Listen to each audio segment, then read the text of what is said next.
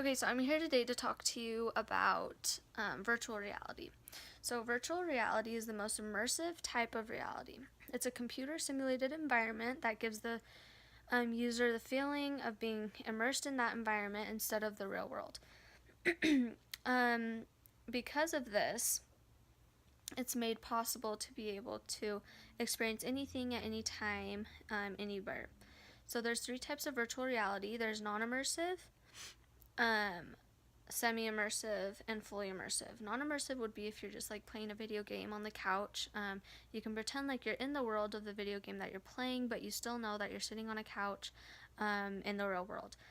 Semi-immersive would be if there were more screens surrounding you, so it feels more like you're immersed in a false reality, but you're still aware of your real life surroundings. Fully immersive would be if you're using the goggles and you're only able to see the things that are in that world, and it's easier to kind of trick your brain to thinking that it's in this false reality. There are key elements that are used in virtual reality. There needs to be some sort of virtual world. So this is created by headsets using a stereoscopic display to add depth and dimension to an image. This is really cool because the goggles can kind of sense direction.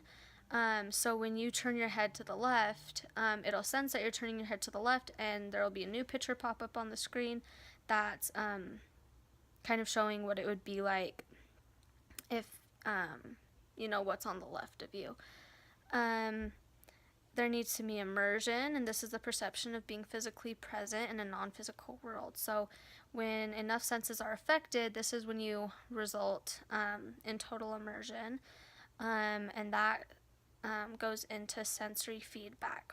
Sensory feedback is another key element, and in order to give the experience, the feeling of realness, there needs to be visuals, sounds, and touch, such as like pointers or gloves. So you can use a little like pointer guy or little gloves to help you be able to interact. And then that comes into our fourth element, which is interactivity. And that is so that you can feel comfort in the false reality to be able to naturally engage with the environment. When we can act and move within a world, it perceives our brains to think that it's a real world, thus virtual reality.